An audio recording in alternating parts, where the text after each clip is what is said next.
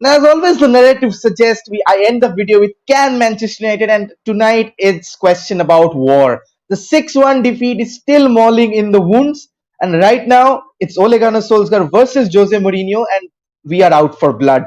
The red jersey speaks for that, and to conquest that battle of on the pitch, we are joined by our extreme prestigious guests. So let's have them on screen right now. So to my left is the ever-present Jivakta. To my right is Sushant Kumar, the famous Instagram influencer who's the Red Devil all in one.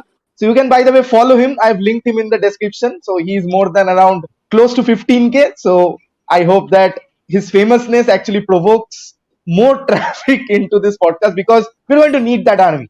And below me is Abhigda. Abhigda, as you all know, is the head of football operations for Odisha FC and is also a very good friend of Sushanda. And joining for the first time on this podcast is Oritroda. So I'll start with Oritroda asking him, how does it feel to be a part of Netflix Football and Podcast with me?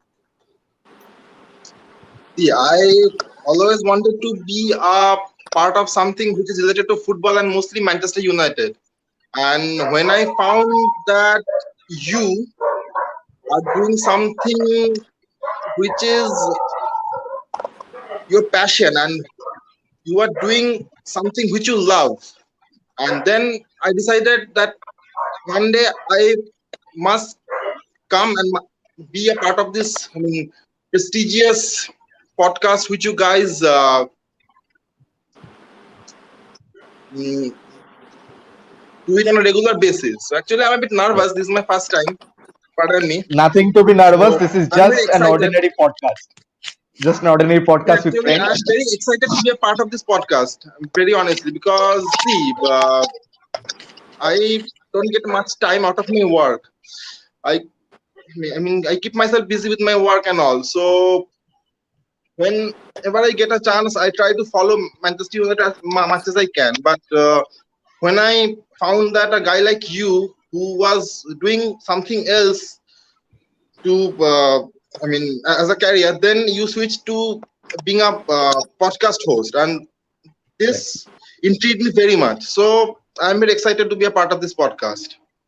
Absolutely. So that's very good words of encouragement.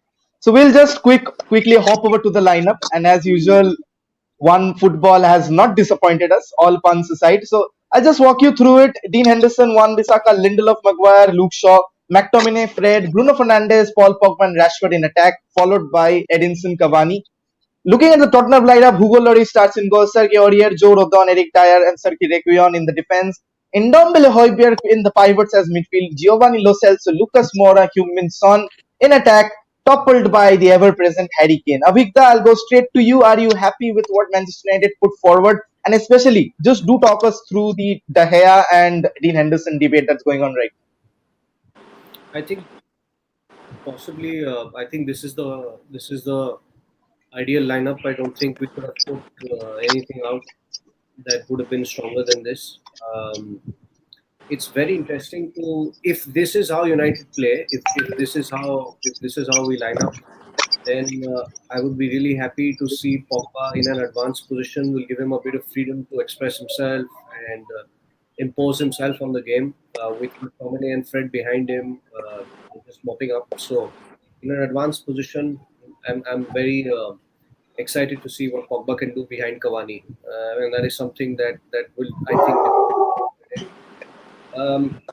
If you remember the last time we spoke on the podcast, I said I'm scared United, are going to start slow, in the Premier League against, Brighton, and that's how they did. But I think today it'll be different because somehow, I don't know, United always and Solskjaer always gets United up for these big games. And if we are to put that 6-1 blip behind us, I think United will have more intent today. Just looking at how they've lined up, and I think they'll go directly, for the field. So I'm anticipating a much better turnout than our last, and a much better performance than our last Premier League game. Now coming back to the goalkeeping situation, I think it's expected. You don't fix what's not broken. I think Henderson already has shown that He's, I won't say completely reliable, but somewhat reliable. And given that the rumors that are circulating at the moment about the fact that De Gea might leave next season, or whether he stays, remains to be seen. But I think Solskjaer has now fixed on Henderson as his go-to man in the Premier League at least. And until he makes a big, I don't know, until he messes up big time, I think he's going to stay there between the sticks. So yeah, I think the strongest team on paper at the moment, and I would have picked this team myself if I would have been asked to put a team out for today. So very optimistic, and I'm looking forward to revenge today. Revenge, absolutely. Well, very well put at the words, because this is war that is on. Jivagda, quickly over to you. Like Abhigda said, that, and even Jose Mourinho, when he was a pundit at Sky Sports, when he was jobless between that period of Manchester United and Tottenham, he said that United always gets that's in the tradition to get themselves fired up for big games, right? So going with, we'll talk about Tottenham's lineup a bit later, but Abhigda, and we already discussed that Dean Henderson and David De Gea saga is staying if he's leaving. But what I want to know from you is that Bruno Fernandez and Paul Pogba, in front of that McFred duo, whatever has been said of McFred, they have been immense in the in the last year fixture. Just this was the fixture that has been played right after Project Restart. This was the first match that United played, and McFred had an amazing match. So do you think they will have crucial roles in tonight's game, considering how Tottenham are oppositely, they want to control the midfield against, and they know United's weakness, when which was evident in the last 6-1 dubbing, that they put in so many overloads. So do you think McFred are vitally important? I think we're playing fundamentally different this season compared to the last. And if we continue seeing the very deep defensive line in front of which Fred and McTominay would be sitting, then it's a different story altogether, right? Then it's not going to be anything similar to how we played that game after Project Restart. That said, both you and Avigda said that United does get these big games, quote unquote. Jose Mourinho has said that himself, that whenever he was managing a big game, he didn't need to motivate the team, right? So if, I mean, the big assumption here is Tottenham is a big team and this is a big game, which I really don't believe. But at the same time, if we assume that this is being treated as a big game, then hopefully we'll get to see McTominay making those runs forward. Hopefully we'll get to see much more creativity than usual from the midfield, and hopefully we'll see a couple of goals, which is drastically different from what we have in serve lately. So let's see how that goes. Absolutely. Moving on to Sushanda very quickly. Sushanda, you were excited when Cavani actually popped up in the striking position. So whom do you think that this is a match for? Because Harry Kane is up the other end, he's in top of the goal scoring and the assisting charts in the Premier League right now. So whom would you bet your money on tonight for getting the match winning goals, if at possible? Edinson Cavani or Harry Kane? Okay, so Neil, before we start off, I just want to thank you first of all for taking me on board with you, and I wish you all the best. You were doing amazing. The last time we did a show together, you were around 400 subscribers, and now I think you've crossed 1,000, so you're doing a great job. And yeah, coming back to your question, Cavani, I was excited because I really like Cavani. I think we as United should be having a lot of world-class players in our squad and in our team. As of now, we just have Cavani. I would say we have POGBA and we have Bruno Fernandez. Cavani, I think, gives us a target man in the opposition box, which we lack. Whenever Cavani plays, I really hope that we should be putting in a lot of crosses, which I think we don't. We get a bit too narrow in the final third. I expect more crosses, especially from the right side. If Bissaka can put in some more crosses, and I mean, he just gives that Ibrahimovic feel to the team. There's this leader in him. There's this passionate guy who's always, roaring and screaming and, like itching forward like a Bruno Fernandes. Unlike a Martial, who's a center forward, but, Cavani gives that extra edge to our team. So I am excited to see him, and I go that Cavani gives us the winning goal today. Absolutely.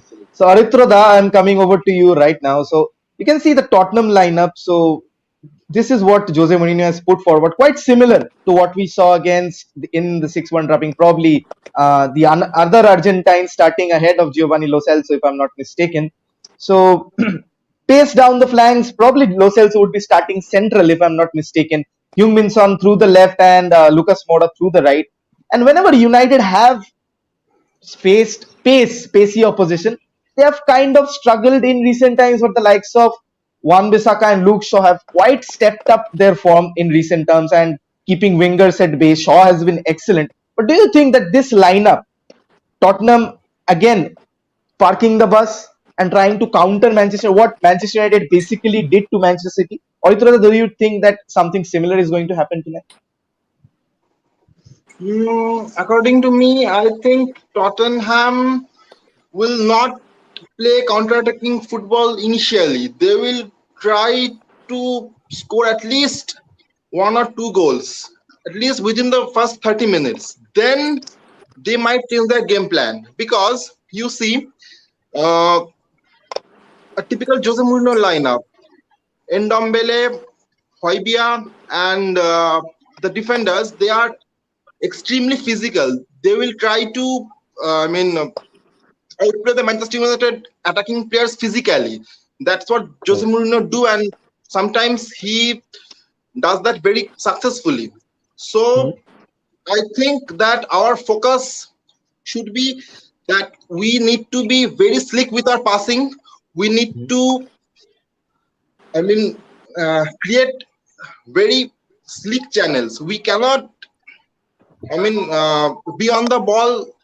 We cannot, take the, what to say? We cannot lose position. And secondly, we have to be very fast with our passing. Luke Shaw and Harry Maguire cannot just have the ball, look around and give back to the goalkeeper. They need to pass the ball forward and fast. Absolutely. So let's hope for a fast start that we said. But before actually moving on to the later part of the podcast, a quick shout out to tonight's sponsors. They are Wise Chimps. Wise Chimps are a digital marketing agency who provides digital presence and accessibility to all sorts of businesses. To give you an idea, they provide certain features to their clients. It includes local listing, logo design, virtual tour, verification, and whatnot. In short, if you've got a business, they've got a plan. So Wise Chimps have been working previously with various YouTubers who are in the limelight right now. They've been promoting multiple businesses, even helping me promote my own channel through their own custom keywords and search engine mechanics, which I am a noob about. So if you are into the social media platform, want your business to grow very, very fast, do contact Wise Chimps. They are at Wise Chimps Kolkata on Instagram. So do give them a ping, or you can ping me as well. Thoda commission bhi mujhe mil jayega. So do visit them out. So okay, coming back to the podcast, Avigda, let's have something on screen right now. So just a second. So yeah, we are talking about the McFred duo that Jivagda very well pointed out. But on a professional note, since you have seen things from a pivotal part in what your mainstay of the career is, so people often slander them that we have gone to limits, saying them that they are football-esque, like they move from side to side. The Panthers aside, how important do you think that, because in the last match when Matic and Pogba played in that 6-1 drubbing, the midfield was all over the place. There was no energy, there was lack of intent, and Tottenham were having Ndombele and the likes of Auriers, they were doing so many overloads and were having especially a field day cutting through United. So how neglected are the importance of McTominay and Fred in United's midfield? Avigda? See, the last time when the 6-1 happened, I don't think. In my experience, things like that happen with teams every once in a while. First, the red card, I think that upset the balance completely. And sometimes when you concede 2 or 3 goals in quick session, your mind tends to go. Sometimes the players, they don't remember, the tactical instructions that the manager has given them, and it becomes. One of my former coaches, he liked to use the term cowboy time. Everything's coming out of the hat. There's no, nobody's thinking clearly. There's no coherent decision making happening, and then that's it. It happens with a lot of teams. It happened with Liverpool against Aston Villa. So, it's not to. It happens to the biggest of teams, and at that day, on that particular day, I felt Tottenham was very, very ruthless. They saw that there was a window wherein United had a soft underbelly, and then they carved through us at that point of time. So all credit to them. Also, a lot of people might use this as an excuse, but we were genuinely not up to scratch fitness wise. I think after the first half, all the players were dead. It was like having lead in their legs. Tottenham were way ahead of us, fitness wise and physicality wise, and it does make a difference in professional football when your opposition has like 4 or 5 more games under the belt and you're still struggling for game time. So I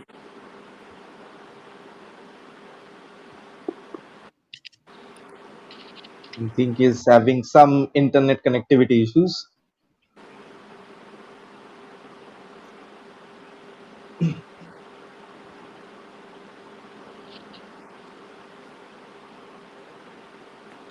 Okay, we'll skip Abhigda for a bit. Abhigda, you're back? yeah, am I audible to Okay. you guys? Yes, the You were last not part for the was last just minute.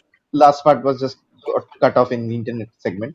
Okay, no issues. We'll skip over to the next part. Jivagda, you've been very vocal about United's lack of quality in midfield, and Tottenham have actually gone and got someone who has added steel to them and probably was labelled the signing of the season when the season actually started, because the last fixture United were first and Tottenham was second, there and thereabouts respectively. Tottenham had fallen quite down the pecking order, risking not even qualifying for European football at this point of time.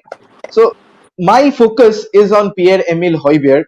So hoping that, considering the options that we have on central midfield, would you have gone for Pierre-Emile Højbjerg and that kind of a steal in midfield that Jose Mourinho opts for genuinely in the Manchester United attacking point?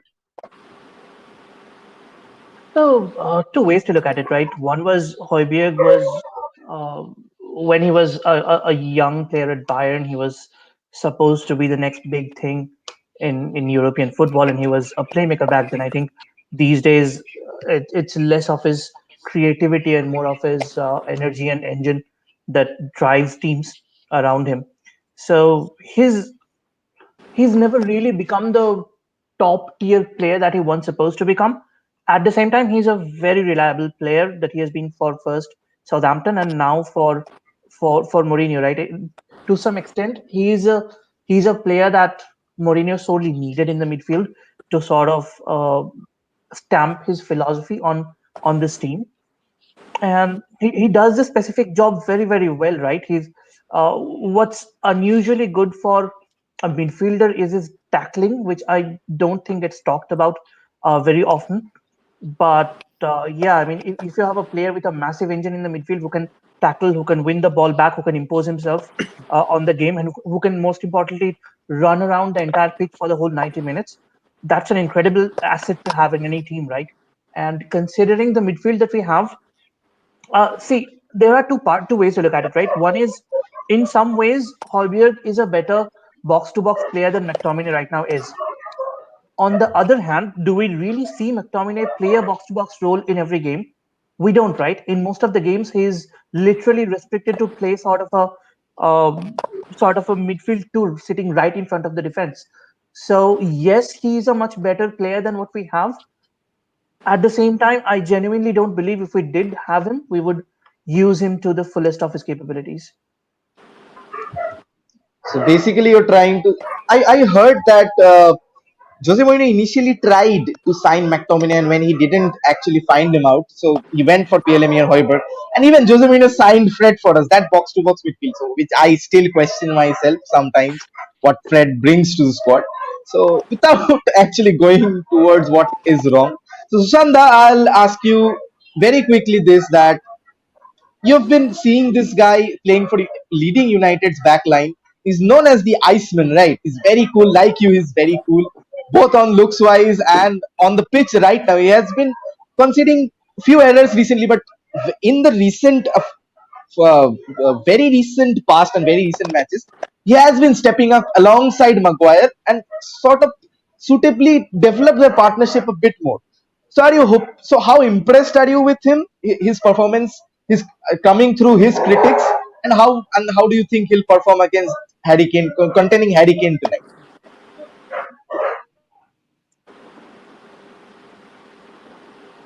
Is that question for me, Neil?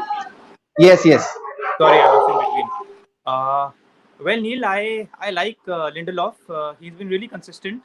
Uh, Especially इसको injury वगैरह नहीं होता है, unlike by जो थोड़ा he's going more into the Jones zone की unavailable है. Uh, Actually, he complements Maguire also very well, and Maguire ka their partnership reminds me of Terry and that other guy who was with Terry Carvalho. उसके साथ. Yeah. So Terry को सारा limelight मिलता था and Carvalho को नहीं मिलता था. The same is मुझे को लगता है similar situation between Maguire and this. So these days Maguire is attracting all the highlight for the wrong reasons, but he's always under the limelight, and Lindelof goes on unnoticed. But I feel that he is a very good addition to our playing 11, and hopefully he's going to keep Harry Kane quiet tonight, and not we go for a clean sheet, because Absolutely. scoring two against Tottenham wouldn't be easy, so it has to be either 1-0 or a 0-0. Absolutely. So, since sticking with you, since you're a huge Jose Mourinho fan, Lindelof was essentially a Jose Mourinho signing. And even though he cried for another defender up in his penultimate season, but talking on to the Jose Mourinho point of view, so as you said, that it's going to be very difficult actually scoring two past Tottenham. We understand that his compactness, his parking the bus kind of a mindset, like we saw that Amazon clip where Dele Alli says just fucking pinging the ball up top and just running. So do you think that Jose Mourinho will be against a more pragmatic approach? Because that's what, like Abhigda very well pointed out, that in the Tottenham smelled blood last time around. So is it the onus on United and the likes of Lindelof right now to actually repay that favor and actually put Jose Mourinho where he belongs? Or do you think the inner fanboy in you of Jose is going to sparkle in tonight's match? No, I think the onus is on Jose and team to make a statement, because I think they need 3 points more than we do. Yes, our second place isn't yet cemented. It's not certain, but I think Jose is under more pressure to secure a top 4 right now. And I feel the onus is on Jose to get a result tonight once again.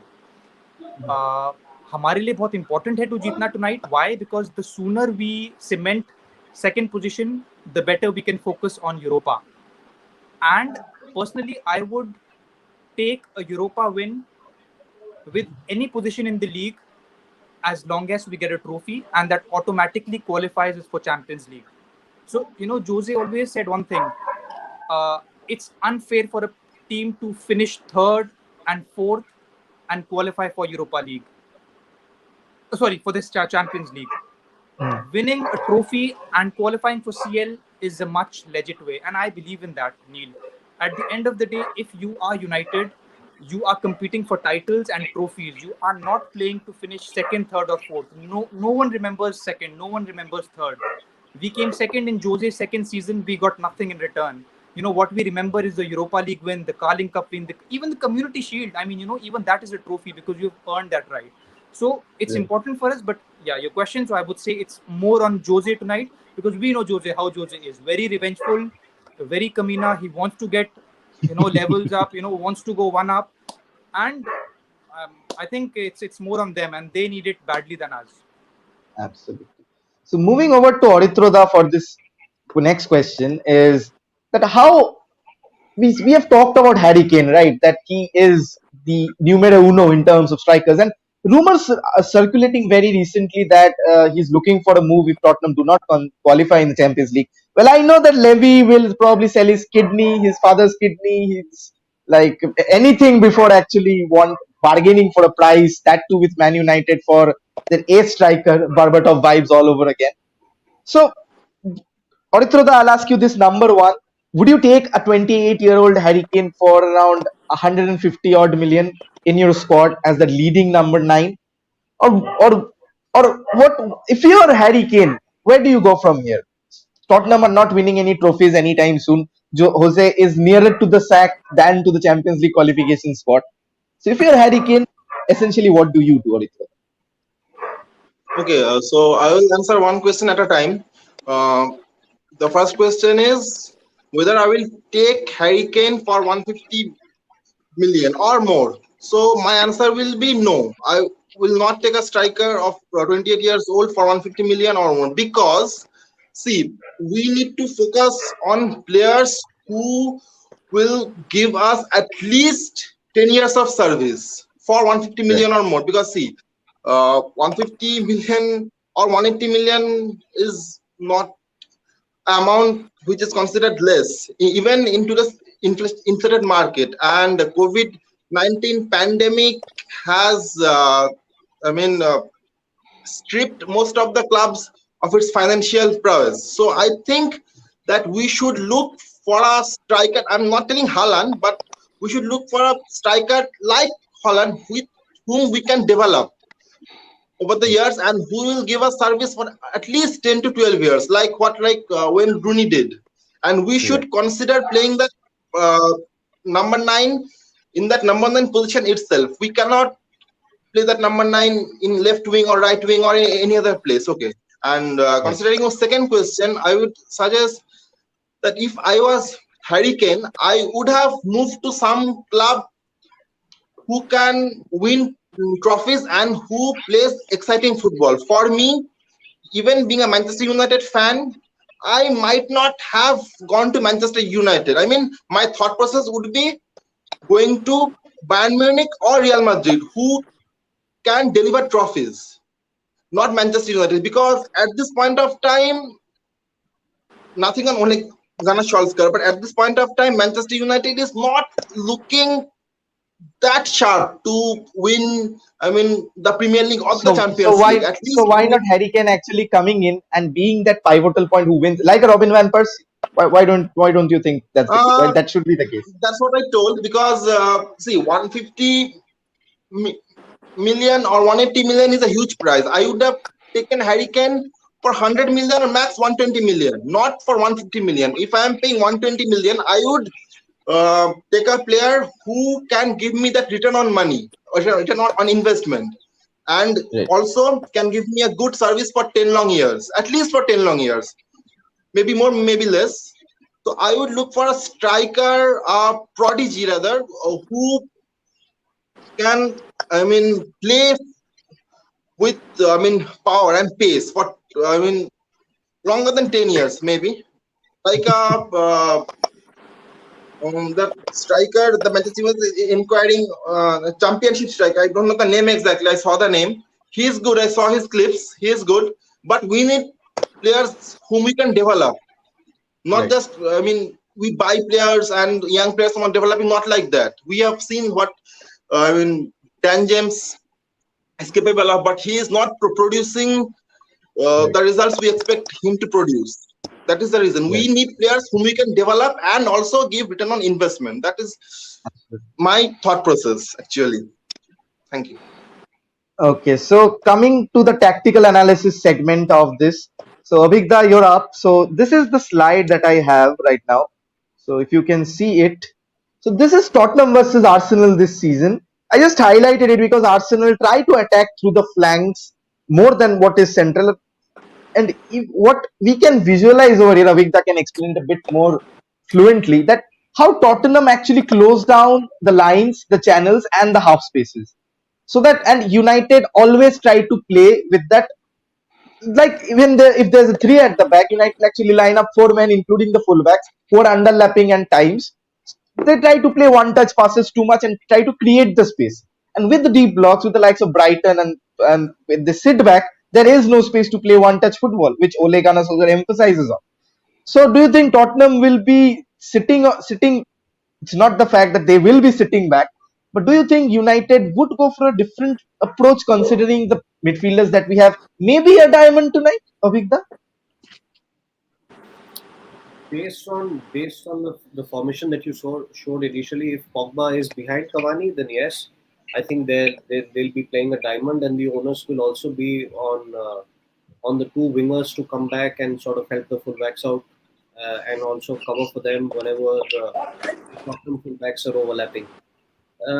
See, now if you look at this, the image that you've shown won't hold much relevance to United, because United does nothing of that sort down the right. You won't have someone hugging the touchline from the right like that, because all the good work that United does comes from the left, comes from Shaw, comes from Rashford, comes from Bruno dropping into that pocket. And now I'm hopeful today with Pogba possibly at the tip of the diamond behind Cavani. I think the left side is definitely much more stronger than the right. Um, I think Tottenham's main. I think there's no secret to how Jose plays. The perfect demonstration of that was the Europa League final when we played Ajax, and then after the game he said, Jose Mourinho said in his post match interview that we always try and we try and destroy what the opponent's good qualities are.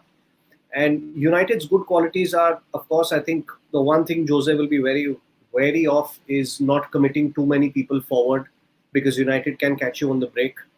Uh, he'll possibly leave enough bodies behind to deal with that on the counter. And I think today you will see a very physical game. I think Tottenham will try and stop United from playing as much as possible. Whether that's whether that might involve a bit of the dark arts as well. But you might see a stop and start game, because he'll try and stop Bruno and Pogba from getting on the ball and playing.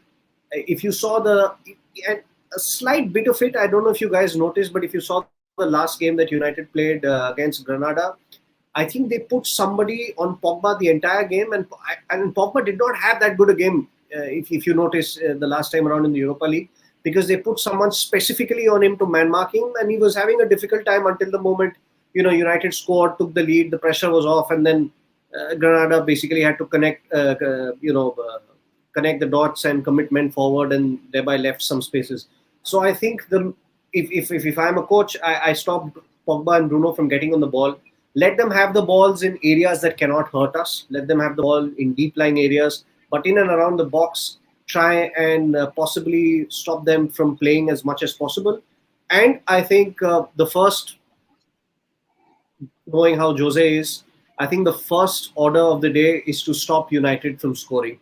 If you can do that, I think they've got players like Harry Kane, they've got Son, and they've got threats, and I think they can hurt us on any given day, because I don't think United are that great a defensive side, and we can be troubled. So that's Tottenham's game plan. But if I'm United, I would look to play the ball as quickly as possible, given that we discussed this, I think, in a previous podcast. The quicker you move the ball, no team in the world can fill gaps as quickly as the ball moves through those spaces.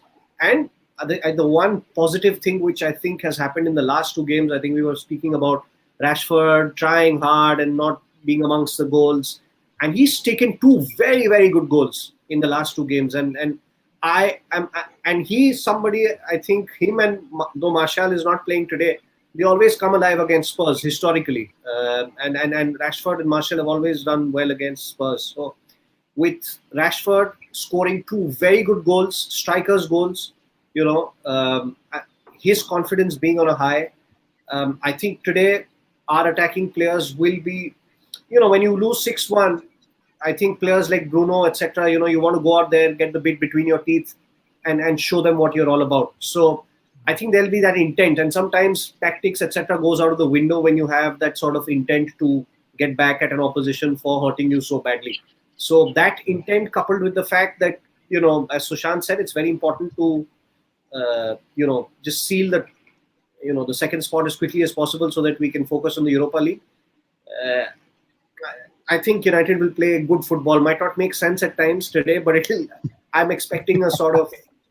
I expect the floodgates to open today for some reason. That's my assumption.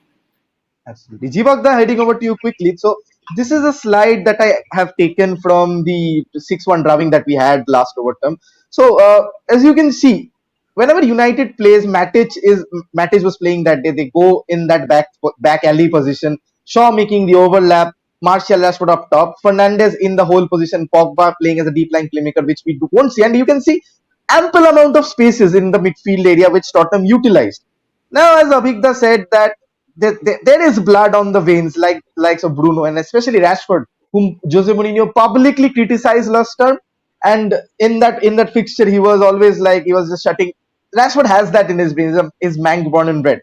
And taking the two chances that he has, in spite of his spamming the skill move button on FIFA continuously, heading into players, do you think that the likes of Rashford and the likes of Bruno and Pogba are gearing up to probably seal that fate, and especially Bruno, because he has been criticized of not having a good game against the traditional big six. So is this encore of revenge? Same question again to you.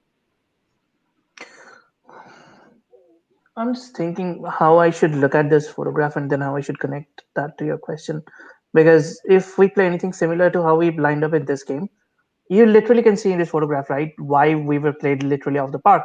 There are 5 Tottenham players between our defense and midfield. So one, they will dominate the midfield. Two, the likes of Shaw and Martial and Rashford will literally be roaming around and without not getting any service for them to do anything. So if that happens again, then we're in for a long ride.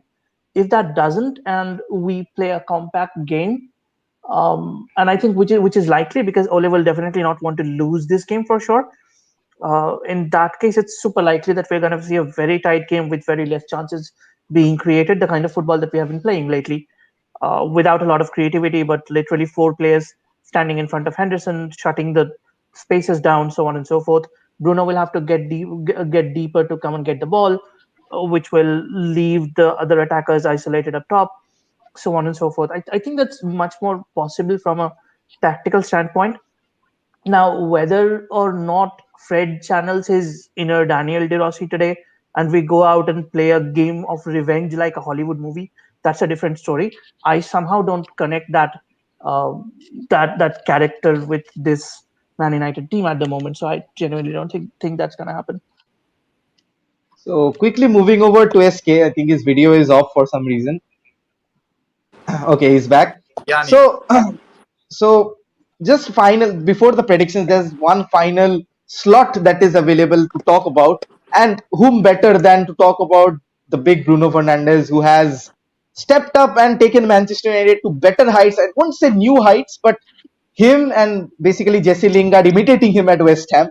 But Bruno right now has around 16 goals and around 12 assists in this campaign, and that is phenomenal considering that he is a midfielder. He's keeping strides with Harry Kane. So how much do you think? Because we remember last time when Bruno came on the pitch and actually shushed Pep Guardiola. So and he has this bystanding, I won't say clash of egos, but he's that kind of a personnel who just takes things head on. That's like a leader should do. And with all Jose Mourinho's antics, would you expect a big Bruno Fernandes performance, which is due for quite some time? Do you think, SK?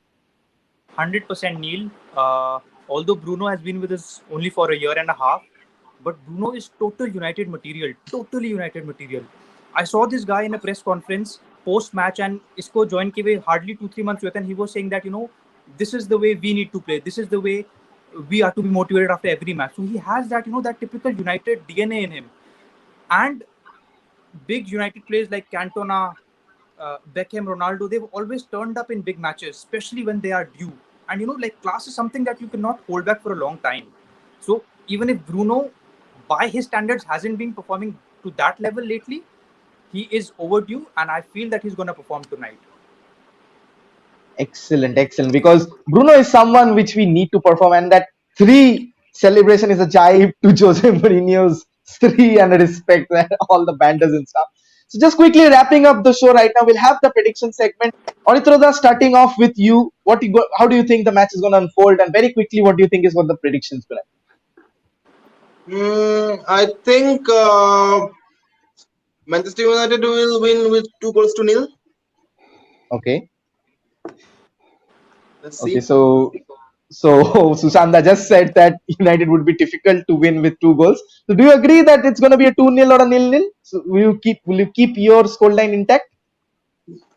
Like every match day, before every match, I keep my hopes high. Let's see what happens. I'm not expecting a miracle because this team is capable of scoring more than 2 goals. Let's see. I will go with 2 goals. 2-0. 2 goals to 0. Jivagda, do you agree? Or this is going to be passive again? I think there's going to be 1 goal either way that's going to decide it. I don't see a lot of goals in this. Okay. Avigda, you smell blood like the United players who are warming up in the dressing room. So Today, how many goals? Today I'll shed my usually conservative approach and go for a United win. I don't know why. It's just the feeling you get in it sometimes. Maybe it's also because we want United to show that sort of a dominant performance, because we've been whimpering through a lot of games lately. Even though we're winning, it's not the sort of big, bold 6-2 against Leeds statements and the 9-1 dubbing of Southampton. I'm not saying we should go out there and score 6 or 7 goals every day, but we're due. United is due a dominant, a swashbuckling performance, let me say, in a way. So I'm hoping for a 4-0, but even if we win all games 1-0 till the end of the season, I'll still be happy. But just hoping that United show a little more courage and play what they're actually capable of, because they're capable of a lot more than they've been showing recently. So Sushanda, ending of tonight's podcast, do you stick with your 0-0 prediction? No, or a 2-0? No, I never predicted 0-0 nil. Oh, 1-0. Yeah, My I mistake. Go with 1-0. I go with 1-0. Cavani scoring Bruno assist, and Cavani celebrating and staying back with us. Yeah, staying with us for another season. Something turns in his mind. कुछ होता है, बड़े game में deliver करता है, and we retain Cavani and we retain POGBA for the next season, and then we can challenge for the title with a couple of good signings. So probably a Cavani fanboy all over again. So yeah, I really want him to stay. I actually want Jadon Sancho to hold that number 7 jersey and wave his flag like anything. So that's all dreams on my part. Whether Cavani stays, that's not happening. So let's get real. That is happening. You read it first here. That I can say, like Abhigda, very seriously. That is definitely gonna happen. Okay, guys, just 15 minutes to go for the match. Let's hope for a good one. Thank you for joining on such short notice, Abhigda, Sushanda, Jibagda, for running around, coming quickly and seeing my face very fast. And Oritroda, it was a pleasure hosting you for the first time. Let's hope for many, many more podcasts. Do share this and do hit that subscribe button if you're new to the channel watching. So let's hope for a very, very good game. There is blood out there to be won, and there is a lot at stake for both the clubs. So thank you so much, all of you. Let's see you Thank you guys. Thank you so much. Cheers, let's see you on. Bye-bye. GGMU. GGM. Glory. Bye. So that was pretty much it from that pre-match podcast. So let's hope that we are having a very good game. I'll just run through the comments very quickly. Will Kane score? I hope not. I definitely hope not. So let's hope that this is going to be a very good game. As the podcast said, the theme of the podcast, we could just hear the cry, the roar of what Man United are made up of, and Man United do come alive in all these situations. So let's hope that we are having a very, very exciting game, not slow starting, not anything. So just cannot accept anything other than a perfect performance tonight. Granada midweek coming on. So before that, we'll cover the Champions League games. Again, as per schedule, we'll probably cover Bayern Munich versus PSG this time instead of Chelsea. We'll have the Real Madrid versus Liverpool second leg. So do stay tuned. PES 21 streams up tomorrow. So let's hope that we can continue. And by the way, if you're here new, do share this stream, do hit that subscribe button. Thank you for 1100 subscribers. The road to 1200 is now on. So let's hope. It's amazing. It's amazing feeling that coming on from 0 to 1100 within 4 months. It's ethereal. It's amazing, and it's all happened due to your love. So just around 13 minutes to kick off. I won't take much of your time. And keep supporting the channel, keep supporting the stream. Do share, like, subscribe, comment. Jo karna hai kar do. And if you want to support the channel, do head over to our GPay account. Bhai, paisa vaisa thoda kam hai, thoda de do, thoda daan kar do. Okay, Aradhya says, come on, you Spurs. So, okay, we have a Tottenham fanboy or a fan, I don't know. So, if you're new, Aradhya, do hit that subscribe button. Thoda bad jayega. Let's hope we do not lose the match. Let's hope it's an exciting game, because it's all Jose Mourinho, full-on park the bus tactics against Ole Gunnar Solskjaer's counter-attack, swift movement. And again, keeping this show to a premium over here. Do hit that subscribe if you're new again. Let's hope for a good match. Let's hope for an exciting game. And with you all, that's me, Neil. That's my time. Your favorite host, Neil, with Podcast with Neil. Absolutely gunning for a big game. Manchester United versus Tottenham up next. See you very, very soon. Bye-bye for now. Keep sharing, keep liking, keep subscribing. बार बार बोलता हूँ, थोड़ा कर दो यार. चलो. Bye-bye for now. Let's see you very, very soon tomorrow. PES 21 stream live at 10:30 PM. 11 बजे अगर dinner late हो गया.